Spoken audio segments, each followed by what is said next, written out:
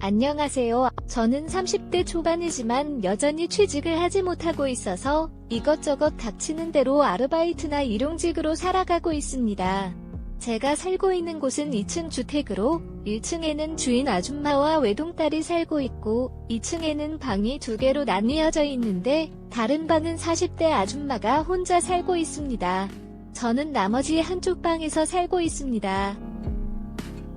어지간하면 깨끗한 투룸에서 살고 싶지만 2층 집이 2개로 나뉘어져 있어서 집세가 투룸보다는 3분의 1 가격 밖에 되지 않아서 이 집에서 살게 되었습니다. 솔직히 이 집을 살게 된 결정적인 이유는 주인 아줌마와 아름다운 주인집 딸 그리고 2층에 같이 사는 40대 아줌마이기 때문입니다. 세 여자들 때문에 쭉 사는 곳도 있기 때문에 이 집에서 나가고 싶은 생각을 한 번 더 해본 적이 없었습니다. 지금부터 이 세 여자들과 일어났던 사건들을 모두 이야기해드리겠습니다. 이 집에 사는 세 여자분들은 제가 대기업에 다니는 회사원인 줄 알고 있는데 그래서인지 저를 아주 대단한 남자로 생각하고 있으며 저에게 항상 뜨거운 눈길을 늘 보내고 있습니다. 이곳에서 산지 8개월이 조금 지났을 무렵 어느 정도 친해졌기에 이런저런 이야기를 많이 주고받고 있던 어느 날 옆방 아줌마가 제 방에 노크를 하며 들어오더니 중간에 뭐해? 아, TV 보고 있었구나. 오늘 내 생일인데 주변에 같이 생일 축하해줄 사람이 없어서 그랬는데 나랑 같이 생일 파티 해줄 수 있어요? 하면서 조심스레 물어보더라고요. 옆방 아줌마는 40대인데도 날씬한 몸매를 유지하고 있었고 빼어난 미모는 아니지만 남자를 꼼짝 못하게 하는 묘한 매력을 가지고 있습니다. 게다가 알게 된 지 몇 개월 됐으니 말투도 평소보다 편히 나온 것 같았습니다. 평소 저에게 늘 잘생겼다고 말을 하며 한번 날 잡아서 술이나 한잔하자고 유혹을 하는데 제가 계속 거절했었어요. 하지만 다른 날도 아니고 생일이니 거절할 수 없었기에 아, 그래요. 생일이셨구나. 알겠어요. 10분 후에 아줌마 방으로 갈게요. 하며 말을 해주었습니다. 평소 하는 행동이나 지금 말투로 보아서는 딱 봐도 저를 꼬시려는 수사인 것 같았고 역시나 옆방 아줌마 방으로 들어가 보니 거의 다 비치는 원피스를 입고 있었으며 저를 보더니 이렇게 와줘서 고맙다며 평소 총각을 흠모해왔는데 오늘 이렇게 이 방에 둘이 있게 되니 너무 좋다 며 갑자기 제 손도 꽉 잡더군요. 왠지 제가 거미줄에 걸린 것만 같다는 기분이 들었습니다. 그래도 싫지만은 않았기에 손을 빼지는 않았고 그런 저를 보더니 총각은 여자친구가 없다며 그냥 주위에 여자가 없어서 그러는 것 같다는 말을 했습니다. 제게는 요즘 여자친구 없는 남자가 어디 있냐며 말을 하며 탈을 쓴 것 같다고 했습니다. 아줌마는 자신의 나이가 40대 초반이라 하지만 제 여자친구 중 한 명으로 껴줄 수는 없겠느냐는 애원하는 눈빛을 보내며 말을 했습니다. 그 모습에 저도 모르게 흔들렸고 아줌마 눈빛을 피해 여자친구들은 모두 20대라고 했습니다. 제 나이가 아줌마보다 많은데 낯이 두꺼워져서 그렇다는 말을 하자 아줌마는 은근슬쩍 또 물어보았습니다. 그러자 저는 그냥 농담으로 말한 것이라고 해서 미안한 마음까지 들게 되었습니다. 아줌마는 갑작스럽게 눈물을 보였는데 그 모습에 저도 무의식적으로 흔들리게 되었습니다.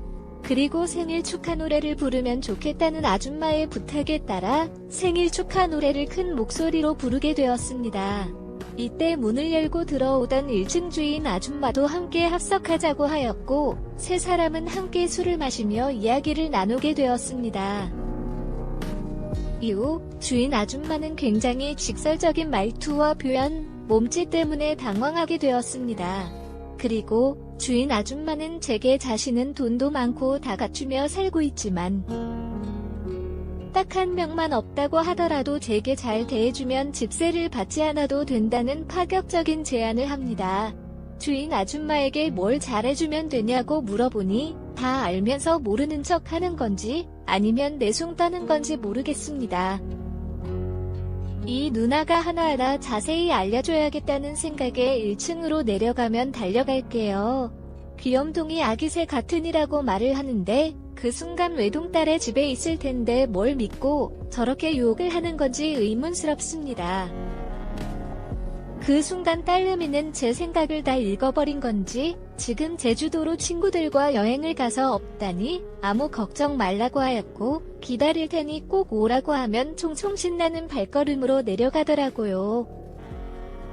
솔직히 집세, 가스비 등등 내기가 너무나도 벅차서 집세를 내지 못하고 있었는데 주인 아줌마가 집세를 받지 않겠다는 제안에 당연히 받아들일 수밖에 없었고 술자리를 빨리 끝내고 내려가야겠다는 생각을 하고 있던 그때 몇방 아줌마는 1층에 갈 거냐고 물어보았습니다. 그렇게 할 거라고 말을 해주니 남자가 그렇게 줏대가 없어서 어쩜 좋아? 나도 돈을 벌고 있으니까 그 집세 내가 내줄게. 응, 가지마. 오늘 밤은 나랑 놀자. 응, 나 생일이잖아 앙 하고 말을 하면 윙크를 하는 겁니다. 제가 아줌마 애인도 아니고 집주인도 아닌데 왜 아줌마가 집세를 내주겠다고 하는 건지 의아합니다. 불안하게 왜 이래요? 무슨 부탁할 거 있어서 그러는 거죠? 그쵸? 하면서 뒷걸음질 치며 물어보니 제가 너무 마음에 들어서 그런다고 하며 저에게 달려들었습니다.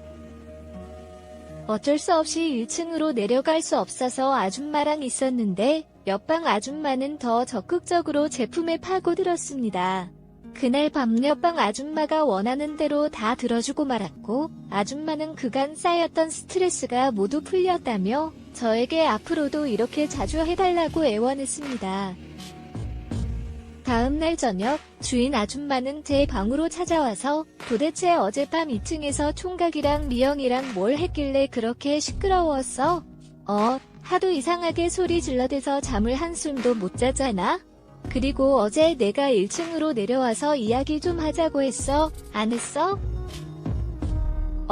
내 제안도 무시하고 약속을 왜 안 지키는 건데? 나 현수 총각한테 매우 실망이 커. 진짜라고 말을 하는데 솔직히 말도 없이 안 내려간 건 미안하지만 제가 뭐 자기 애인도 아니고 도대체 왜 이러는지 이해가 안 되었습니다. 그래서 저는 주인 아줌마에게 어제 미영 아줌마가 하도 적극적으로 달려들어서 1층으로 내려갈 수가 없었다고 말을 해주니 절 그렇게 안 봤는데 은근히 여자를 밝힌다며 오늘은 꼭 자기랑 같이 밤을 보내자고 대놓고 말을 하더군요.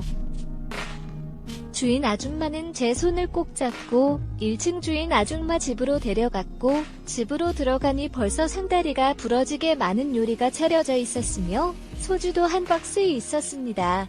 솔직히 혼자 살면서 돈이 없어 맨날 라면만 끓여 먹음을 살아왔는데 맛있는 요리들을 보니 정말 식욕이 폭발해서 허겁지겁 그 많은 요리들을 다 먹어버리고 말았습니다. 어느 정도 배가 불러오니 술이 먹고 싶어졌고 주인 아줌마와 술잔을 부딪히며 술을 마시기 시작했습니다. 주인 아줌마는 저를 그윽하게 쳐다보더니 정말 좋아한다면서 이렇게 잘 먹으니 밤에 능력이 뛰어나겠다며 이상한 농담을 하더니 저를 띄워주더군요. 아줌마가 만들어준 맛있는 음식 덕에 그 음식을 전부 제 몸으로 흡수돼서 까딱 잘못하다가 오늘 아줌마 기절할걸요 예.